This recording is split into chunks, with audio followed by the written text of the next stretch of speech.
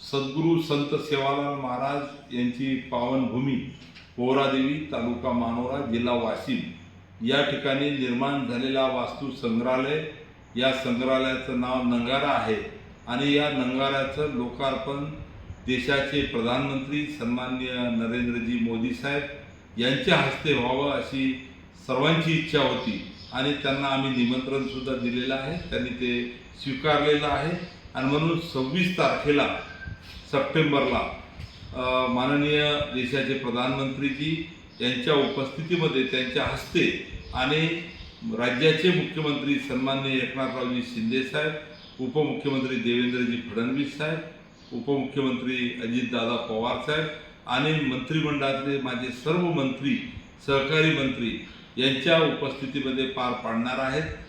समाज बांधवासोबत इतरही सर्वसामान्य नागरिक मोठ्या संख्येनं, लाखो संख्येनं या ठिकाणी उपस्थित राहणार आहे आणि त्याची तयारी खऱ्या अर्थानं प्रशासनाच्या माध्यमातून या ठिकाणी चालू आहे.